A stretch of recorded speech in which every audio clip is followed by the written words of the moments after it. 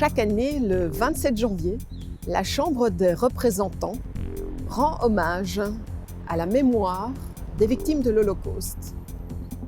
De datum verwijst naar de bevrijding van het nazi-concentratie- en vernietigingskamp Auschwitz-Birkenau. Cette année, hélas, la cérémonie ne pourra pas avoir lieu à la Chambre, dans notre Assemblée, en raison de la crise sanitaire qui est toujours bien présente. Ik zal deze videoreportage afsluiten met twee tieners die met getuigen hebben gesproken, die het zelf hebben meegemaakt. Je m'appelle Igor, j'ai 17 ans, j'écoute du reggae, du rap, du punk, de la techno, je produis de la techno. Pourquoi j'aime la diversité? Parce que je trouve que c'est mieux avec toutes les couleurs, je trouve ça plus beau.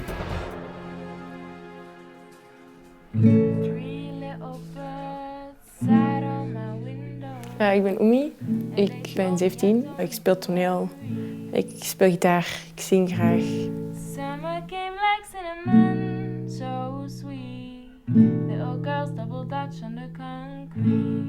We zijn 3 dagen op stap geweest. Eerst hebben we een kader geschetst door mensen die daar onderzoek naar hebben gedaan, door mensen die daar veel over weten. Die hebben ons uitgelegd van zo, wat was nu de Holocaust, wat waren de Joden in die tijd. Wat moeten we ons daarbij voorstellen? On a été voir un monsieur qui s'appelait Monsieur Israël, qui nous a raconté son histoire. Donc comment il a vécu la déportation jusqu'à Auschwitz. Et on a été visiter la caserne d'Ossens, qui est la porte vers l'enfer, on va dire. En dan de derde dag zijn we naar een vrouw gegaan, Regina Sluzny. Zij was een ondergedoken kind in de Tweede Wereldoorlog. Het stond echt super belangrijk om haar verhaal te vertellen aan mensen. Dus ze deed dat ook echt geweldig, want ik heb echt geen 1 seconde niet opgelet. Ja, die heeft me echt met een goed gevoel naar huis laten gaan.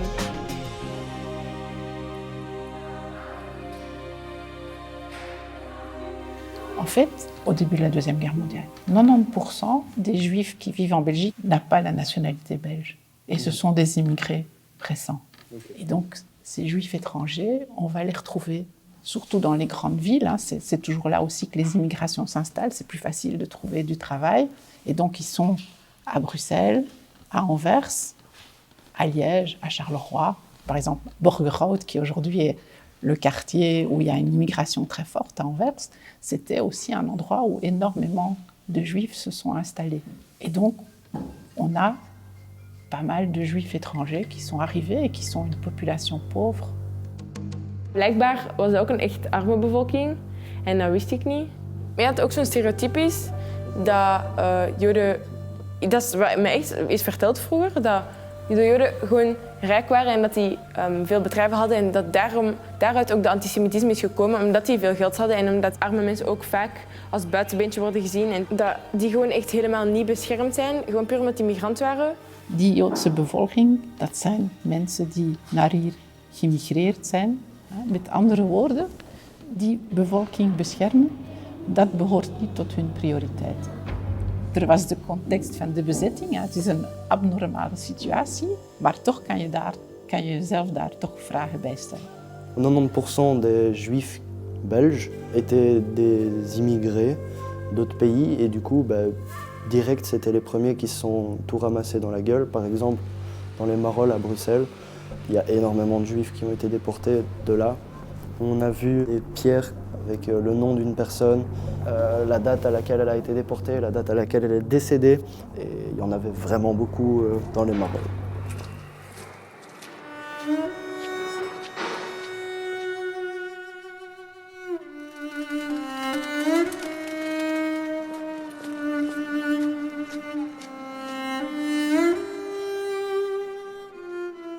Je suis né à l'île de Rhodes. En septembre 1938, quand j'étais à l'école, le père qui aidait mon rapport qui rentrait les élèves, il m'a dit « Israël, tu ne peux plus rentrer à l'école. Les Juifs ne sont plus autorisés à étudier. » Puis la guerre a commencé et l'île a été occupée par l'armée allemande. Malgré ça, on a continué à vivre. En juillet 1944, Il y a un jeep qui est arrivé avec 3 Allemands. Ils ont dit tous les Juifs doivent venir se présenter, vérification d'identité. Mais le piège était que quand vous rentriez dedans, il n'y avait pas de sortie. Il y avait tout des barbelés autour. Et on nous a menés dans un camp de concentration. De tweede dag hebben we geluisterd naar het verhaal van Alberto Israël, die effectief in Auschwitz is geweest en daar heeft overleefd. Dat was heel intens om te luisteren en zo, dat verhaal. En echt hartbrekend. Le 16 août 1944, nous sommes arrivés à Auschwitz-Birkenau. Dès qu'on descendait, on commençait à nous taper pour nous séparer. On ne comprenait pas. Je me rappelle, mon père est descendu, mon frère Elie et Aaron sont descendus, j'étais avec ma mère. Moi, à 17 ans là-bas, on est des enfants comme 12 ans maintenant ici. On n'avait pas la même expérience que vous avez à 17 ans. On était encore des enfants. Moi, j'étais le petit à côté de ma mère. Je me rappelle à ce moment, le geste est arrivé, il a commencé à me frapper pour me séparer de ma mère. On voyait ma mère à droite et moi, je suis parti à gauche. Puis je me suis arrêté comme ça. Ma mère est partie, s'est retournée. Elle m'a fait comme ça. C'est la dernière fois que j'ai vu ma mère. Je la vois encore la même chose. Je revois toutes ces scènes. Je revis toutes ces scènes. Moi, je n'ai pas quitté Auschwitz. Mais c'est Auschwitz qui me quitte pas de là.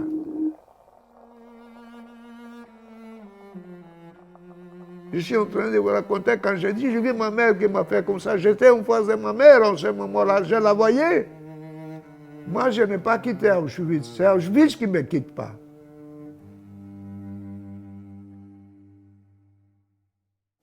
L'histoire qui m'a vraiment bouche bée, c'est quand il m'a montré son tatouage sur le bras qu'on lui a mis en tant que numéro. Enfin, c'est comme ça qu'on appelait les gens en Auschwitz, quoi.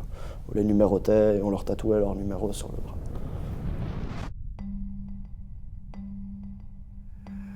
Nous sommes partis en métro et on arrive à la sélection. Une sélection, ça veut dire un choix. Choisir. S'il est pour continuer à vivre ou s'il doit aller à la mort. Et nous sommes arrivés là-bas. À ce moment-là, mon frère Elie est parti à droite. Moi, qui peut me protéger mieux que mon père? Moi, je voulais aller avec mon père. Mon père a compris. Ma mère avait compris. Il m'a regardé. J'ai vu dans ses yeux, il m'a dit, toi, va avec tes frères. Va avec tes frères. Il a crié à mes frères. Toma cargo do chico, o judeu espanhol, prenez souvent des petits. Lui est parti à gauche. Et on nous a menés au bloc. Et on nous a tatoués. Au lieu de m'appeler Alberto Israël, je m'appelle 7394. 73-94. Voilà mon nom. Il est tatoué 73-94. Ik heb effectief een beeld gekregen van hoe dat was, het effectieve zo helverhaal. Dat is echt chockerend om over na te denken. Omdat er echt helemaal niet meer wordt nagedacht over een mens. Dus denken niet aan de mensenlevens of zo. Er is geen greintje, gewoon menselijkheid. C'est la déshumanisation totale. Nous sommes arrivés à 10h du matin à Birkenau. À 2h de l'après-midi, nos parents étaient tous cendres. Dat drukte mijn neus echt weer op zo de ernst van zo de hedendaagse maatschappij. Dat zo mensen die illegaal zijn, dat zo kan escaleren tot iets compleet vreselijk. Voir chaque jour, voir des personnes mourir. Vous savez, dans le lit, dans le bloc, le matin, vous vous levez et vous voyez le type qui est à côté, tu dis, hey, je l'appelle, il a le morceau de pain en bouche, il est mort. Qu'est-ce que vous faites? Vous prenez le pain, vous le jetez. Vous le mangez. Je n'avais pas de dignité, j'étais plus un homme. Je prenais ce pain, je le mangeais, j'étais content de l'avoir. Parfois, toujours, je me reproche pourquoi j'ai accepté de tomber si bas, pourquoi je n'ai pas refusé ce morceau de pain.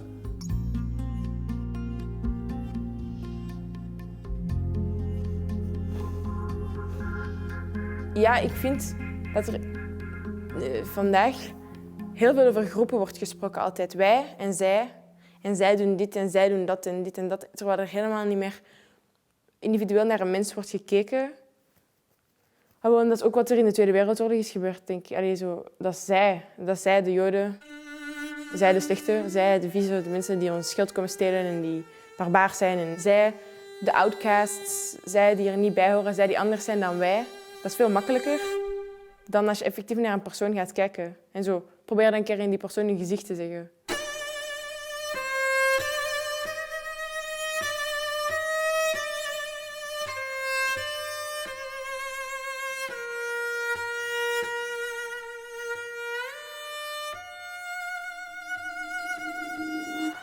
J'ai pas eu facile à tous les moments. C'était d'abord à la caserne d'Ossens. Et la caserne d'Ossens, qui est la porte vers l'enfer, on va dire, le départ des trains pour Auschwitz depuis toute la Belgique et le nord de la France.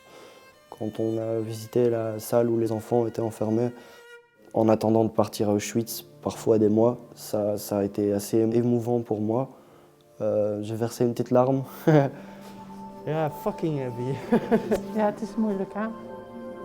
Ik weet niet, het feit dat gewoon kinderen zijn en enfin, dat mensen, volwassene mensen, dat aan kinderen kunnen aandoen. En ja, ik weet niet. Ik voel me een beetje raar daarover. Ça me rend triste en fait. C'est dommage de voir à quel point la cruauté de l'homme peut être poussée loin. Kazerne d'Ossens was een soort verzamelplaats waar dat ze heel veel Joden verzamelden om dan op een trein te zetten naar Auschwitz-Birkenau. Het kunstwerk dat daar gemaakt was, nooit vergeten, stond er in het Hebreeuws, denk ik. En waar dat er zo alle namen werden afgeroepen van de Joden die daar gedeporteerd zijn. Pinkov, Juda, 21 ans. En dat is mij heel erg bijgebleven, omdat die zei elke keer een naam en dan een leeftijd. Becker, Anna, 12 ans. En dat was echt, ik weet niet, chockerend om te horen. Tob, mijn vriend, 1 an. Die hebben amper de kans gekregen om te leven, zeg maar. Goldfinger, Izzy, 3 ans. En dat breekt je hart echt gewoon. Dat vond ik echt vreselijk. Il y a eu plus de 25 000 juifs qui ont été déportés depuis la caserne d'Ossens. Il y en a plus de 24 000 qui sont morts. Donc 95% sont morts. Donc ceux qui reviennent, c'est un petit millier de personnes. À Borgerhout, il y a des rues où 97% des gens ont été déportés. Donc vraiment, c'est des rues après qui sont vides. Voilà. À Bruxelles, on est à 40% de la population juive qui va être déportée et qui va mourir en déportation. Mais ça veut aussi dire que plus de 60% va réussir à se cacher. Et donc, réussir à se cacher, ça veut dire trouver des gens qui vont les aider. Donc, trouver des gens qui prennent des risques incroyables pour sauver ces enfants. Alle 5, mama, papa, mijn 2 broers en ik, hebben ongeveer op 15 verschillende plekken ondergedoken gezeten. En iedere keer als er iets gebeurde of iemand had hun gezien per ongeluk, dan moesten ze veranderen. Dus 15 keer op 3,5 jaar hebben mijn ouders van onderduik veranderd om in leven te blijven, maar zijn wel in leven gebleven.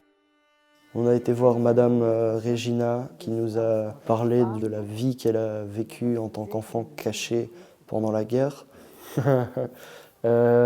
Regina, elle nous a accueillis comme si on était ses petits-enfants.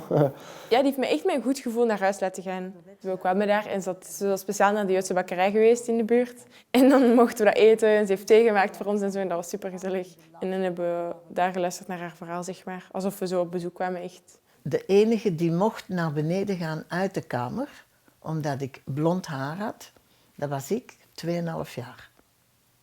En ik mocht gaan spelen op de koer. Daar woonden Anna en Charles. En Anna en Charles zijn de beste mensen die ik ooit in mijn leven ontmoet heb. En die wonen aanpalend aan het huis waar dat wij ondergedoken zitten. Oké. Hier zijn we op nummer 40. En dat is het huis waar dat ik ondergedoken heb gezeten.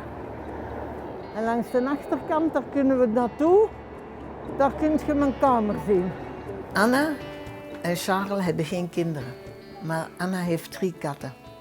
En als ik naar beneden ga, spelen op de koer, in die muur, tussen de 2 huizen, daar is een gat in.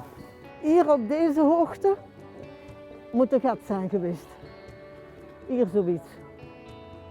En ik ben er dus doorgekropen, want hier stond een huis. En ik speelde hier op de koer. Van hier, dat was de koer van dat huis, dat hier stond. En ik ben daar doorgekropen. En als Anna 's middags warm eten maakt, dan is dat hetzelfde eten voor haar katten. Maar wij hebben niet veel eten en we hadden honger. En ik ben door dat gat gegaan om dat eten te gaan pikken. Ik wist natuurlijk niet dat Anna achter het gordijn stond en mij heeft gezien. En dat is ons eerste contact geweest. Van die dag af heeft zij mij altijd eten gegeven. Voor mijn ouders en voor mij. En wij dachten dat we goed zaten, maar we zaten niet zo goed. Want iemand moet geweten hebben dat er dus Joodse mensen ondergedoken zaten. En die is naar een depot gegaan, want achter de 2 huizen was de depot. Daar lagen de Duitsers. En je ziet daar al een stukje van dat groot gebouw. En dat was een depot, daar lagen de soldaten in. Je ziet, dat is helemaal zoals een fort, hè. Als Charles bij ons komt, dan zegt hij, meneer en mevrouw Sloesny, neem wat dat je kunt dragen, neem je 2 kinderen en misschien laat je de kleinste hier, die is blond. Niemand weet dat ze Joods is. Wij zullen ervoor zorgen. En vinden jullie een goede plek, dan komt je ze halen. En mijn ouders zijn dus vertrokken, die hebben op 1 minuut, 2 minuten moeten beslissen, we laten ons kind achter of niet. Ze hebben mij achtergelaten. En 3,5 jaar heb ik mijn ouders niet gezien, behalve 1 keer mijn mama. Ik heb nooit meer honger gehad, want ik had liefde, hoeveel dat ik maar wou. Want Anna en Charles hadden graag een kindje gehad en dat ging schijnbaar niet. Ze hebben ook nooit geen kinderen gehad. En ik had zelfs nieuwe kleren in de oorlog. Dus ik was een heel gelukkig kind in die oorlog. Ik bedoel, die mensen hebben zoveel ingezet voor mensen die ze helemaal niet kenden. Ze wisten dat ze Joods waren en dat ze vervolgd werden door de Duitsers, maar voor de rest, ze kenden mijn ouders niet. En toch hebben ze het allemaal gedaan. Er is geen verschil tussen mensen, wat voor geloof dat ze ook hebben. Wat is dat verschil? Er zijn goede mensen en er zijn slechte mensen. Il y a des bons et des cons partout. Ah ben oui, certainement. Certainement. Son histoire était vachement positive. Ils ont fait le bon choix, je pense. C'est grâce à des gens comme ça qu'on réalise qu'il n'y a pas du mauvais partout, quoi. In België is er 50% van de Joodse bevolking die in leven is kunnen blijven dankzij de Belgische bevolking. Moi, c'est ce que j'ai retenu de ces 3 jours de recherche, en quelque sorte, pour moi. Ça m'a montré qu'il y avait toujours la possibilité de prendre un chemin différent, on va dire, et de faire des choix.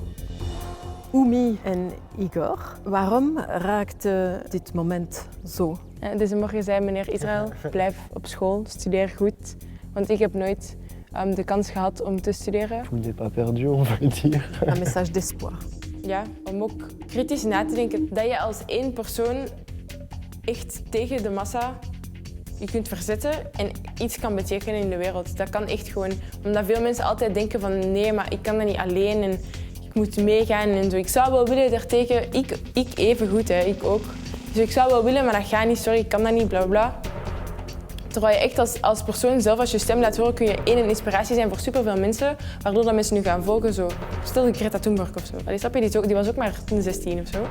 En ten tweede, je kunt ook gewoon kritisch gaan nadenken en gaat denken van oei, we hebben deze precies echt al eens gehoord. Oei, shit, jongens, we zijn de verkeerde kant aan het uitgaan. Op het gemak. Omdat niemand wil dat het verleden zich herhaalt.